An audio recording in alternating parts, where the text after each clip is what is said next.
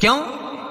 तो लिंग पुराण के अंदर और शिव महापुराण के अंदर वर्णन किया गया कि भगवान शंकर ने नंदी को वचन दिया था, सुनो नंदी। शंकर भगवान से नंदी कहता है हमारा भरण पोषण कैसे हो? शंकर भगवान कहते हैं नंदी मेरे शिवलिंग पर यदि, कई लोगों को थोड़ा ध्यान दीजिएगा, है बहुत कथा पर बहुत ध्यान देना, शिव महापुराण की कथा है, बार बार ऐसी कथा नहीं मिल सकती आपको। सुनोगे आप अपनी जगह पर, बहुत वक्ता हैं, बहुत प्रेम से बांचते हैं, पर जो कथा रस तत्व से आपको मिल जाए उसको ले लीजिए महाराज। कोई वस्तु, कोई भोजन आप बनाकर लेकर गए हो, कोई पकवान आप बनाकर लेकर गए हो, कोई फल लेकर गए हो, यदि शिवलिंग पर वो पकवान, वो मिठाई, वो फल टच हो गया तो वो खाने के योग्य नहीं रहता, वो घर पर लेकर मत आना, मंदिर में ही छोड़कर। यदि भोजन, पकवान, मिठाई, शिवलिंग यहां पर है और भोजन का भोग तुमने इतनी दूर से लगाया है, फल इतनी दूर रखा है, वो शिवलिंग पर टच नहीं करा गया है, तो उस प्रसाद को, उस फल को आप पा सकते हो, उसको खा सकते हो। पर जो शिवलिंग पर टच हो गया फिर वो केवल नंदी, श्रृंगी, भृंगी, प्रेतों का, भूतों का, आहूतों का भाग होता है। प्रेत, भूत, आहूतों का, वो फिर खाने योग्य नहीं है। हाँ, यदि नर्मदेश्वर महादेव हैं, नर्मदा जी के जल से कोई शिवलिंग प्रकट हुआ है, नर्मदा जी के जल से, कोई कंकर से, नर्मदा के जल से अगर कोई शिवलिंग प्रकट हुआ है, उस शिवलिंग की स्थापना कहीं पर है या आपके घर में है, तो उसको कुछ भी टच हो जाए वो पा सकते हो, पर बाकी के शिवलिंग को स्पर्श किया हुआ नहीं पा सकते। केवल एक नर्मदेश्वर महादेव नर्मदा के जल से प्रकट हुए। कई लोग पूछते हैं ये सांप है कौन, ये सर्प है कौन, तो उसको बताओ ये भगवान शंकर के गले में जो एक सांप पड़ा हुआ है ये भगवान विष्णु हैं। और शंकर भगवान के सिर पर जो जटा में सांप दिखता है, वो हाथ में सांप बंधे रहते हैं, वो दो हाथों में, कमर पर, सिर पर, केशों पर जो सांप 5 नजर आते हैं वो, तो बताओ ये शंकर भगवान की 5 लड़कियां हैं, जया, विषहरा, शामली बारी, दो तली और देव। ये 5 लड़कियां भगवान शंकर के इर्द गिर्द घूमती हैं, आसपास भ्रमण करती, सभी ये शिव की बेटियां भगवान शंकर के साथ भ्रमण करती हैं। 5 जया, विषहरा, शामली बारी, दो तली और देव, ये जो 5 पुत्रियां थी शंकर भगवान की, ये वासुकी को दी गई थी महाराज, क्योंकि ये सर्प की योनि में थे, इसलिए ये वासुकी नाग को प्रदान करी गई थी। वासुकी नाग कौन सा? जिसने मंथन कराया। वासुकी नाग कौन सा? जिसके फण पर पूर्ण पृथ्वी विराजमान है। वासुकी नाग कौन सा? जो निरंतर देवताओं के हित के लिए कार्य करता रहता। एक पान के पत्ते के ऊपर, मात्र पान जानते हो, वो खाने वाला जो पान करता है उसका पत्ता, पान के पत्ते के ऊपर जो चंदन से शंकर के नाम, पार्वती का नाम और ब्रह्माणी सरस्वती का नाम लेकर शिव को समर्पित कर दे महाराज, उसकी भी तिथि बताइए, बड़ी सुंदर है।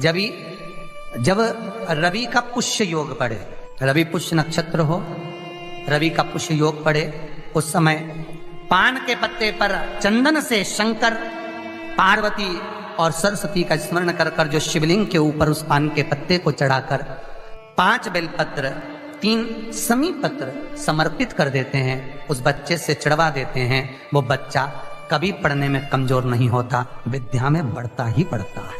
पलटकर माँ बाप को देखना ही नहीं पड़ेगा, बच्चे को कभी भी माँ को कहना ही नहीं पड़ेगा कि पढ़ने बैठ, वो खुद पढ़ेगा, रुचि से पढ़ेगा। 5 बेलपत्र, 3 समी पत्र समर्पित कर दें, भगवान शंकर का स्मरण करें और उस बच्चे को प्रणाम करवा कर वापिस लेकर आए। बच्चा विद्या में प्रबल होता है, विद्या प्रकट भगवान शिव देने वाला है।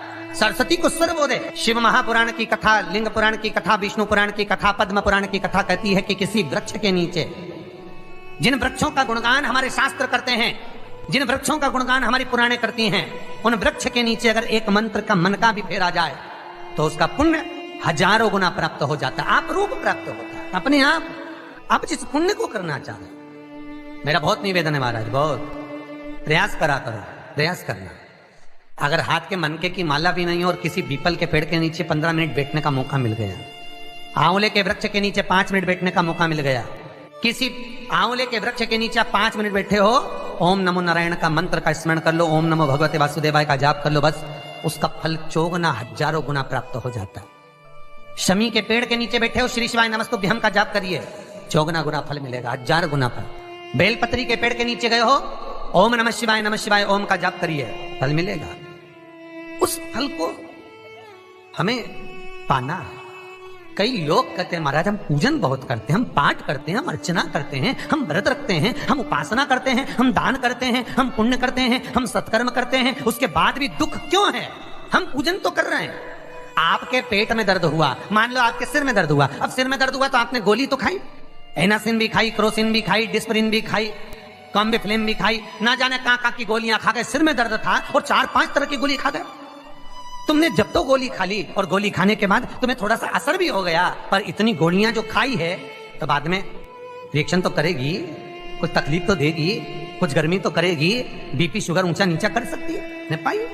उसी तरह मंत्र, माला, पाठ, जप, अनुष्ठान फल कब देते हैं और फल कब नहीं देते, ये शिव महापुराण की उमा संहिता कह रही है। शिव महापुराण का उमा खंड, पार्वती खंड को अच्छे से पढ़िए तो उसमें बताया है, उसमें वर्णन किया है। हम पाठ करने बैठे, इतनी बड़ी पोथी लेके लोग बैठ जाते हैं, पहले राम रक्षा स्तोत्र पढ़ लिए, फिर ये पढ़ लिए, गीता जी का अध्याय पढ़ लिया, ये पढ़ लिया, ये चालीसा, दुर्गा चालीसा, शिव चालीसा, तांडव, ये मंत्र जप लो, वो मंत्र जप लो, फिर कोई महाराज बता गया वो मंत्र जप लो, फिर कोई महाराज बता गया वो मंत्र जप लो, ये वाला देवता ला के अलमारी में रख लो। इतनी बड़ी पूजन की अलमारी, बस इतनी बड़ी, ज्यादा से ज्यादा होगी तो इतना बड़ा पूजन का घर, कमरा, उसमें इतना सारा देवता। रामेश्वर गई तो उनको ले आई, जगन्नाथ जी गई तो उनको ले आई, द्वारका गई तो उनको ले आई, वृंदावन गई तो उनको ले आई, महाकालेश्वर गई तो उनको ले आई, सारा देवी देवता वहीं बैठा, पितृदेव, ये देव, कुल देवी, शंख देव, घंटी देव, दिया देव, सब उसी में, गणेश जी, शंकर जी, हनुमान जी, राम जी, सब भरा बड़ा। और पूजन करने सुबह से आई, सुबह से इतनी सी शक्कर लाई कटोरी में, इतनी सी शक्कर कटोरी में, भगवान को नहला धुला के कटोरी धर दी। इतनी बड़ी अलमारी में सारा देवता ऐसा कसा कसाया बैठा है, सारा देव। तीर्थ करने फिर गई तो गणेश जी शंकर भगवान से बोले पिताजी फिर जा रही है। शंकर भगवान बोले बेटा खसक के बैठो, फिर पकड़ के लाएगी किसी को, बैठ फिर लाएगी किसी, फिर ले आई, फिर रख दिया। पूजन करने आई, कलश रख दिया, मंदिर में ही ढुल गया, भगवान पूरा गीला हो गया। गणेश जी शंकर जी से बोले पिताजी पूरा गीला करके चली गई। शंकर भगवान बोले बेटा तो कल ही आएगी, दिया लगा के गई तो गीले में बैठो, अब नहीं आने वाली। और ध्यान देना साहब, इस कथा को आपके ऊपर लेकर समझाया जा रहा है, क्योंकि शिव महापुराण की कथा कहती है कि आप जो मंत्र जप रहे हो, आप जो माला जप रहे हो, आप जो साधना कर रहे हो, आप जो पाठ कर रहे हो, वह आप पर असर कर रहा है कि नहीं कर रहा है, वो आपको समझना है। राम रक्षा स्तोत्र का पाठ करो तो पहले हनुमान चालीसा पढ़ो, फिर राम रक्षा स्तोत्र करो। शिव चालीसा, दुर्गा चालीसा, गणेश चालीसा, हनुमान चालीसा, गायत्री चालीसा, इन 4-5 चालीसा को एक साथ कभी नहीं पढ़ना। एक चालीसा यदि आपने पढ़ ली है शुरू में, तो पाठ पूरा होने के बाद जब उठने की तैयारी हो तब दूसरी चालीसा पढ़ दो, बाकी की चालीसा भले आप बाद में पढ़ दो। पर एक साथ 4 चालीसा का पाठ नहीं होना चाहिए। पाठ करने बैठे हो, किसी एक मंत्र की माला जप रहे हो, ओम नमः भगवते वासुदेवाय जपा, या शंकर जी का मंत्र जपा, या गुरु का मंत्र जपा, या ये मंत्र जपा, या वो मंत्र जपा, उस मंत्र को जपने में बीच में कुछ गैप होना चाहिए। एक साथ रट्टा मार पहले ओम नमः भगवते, ओम नमः भगवते, श्रीमन नारायण, ओम नमः शिवाय, ओम नमः शिवाय, फिर ये जप लो, वो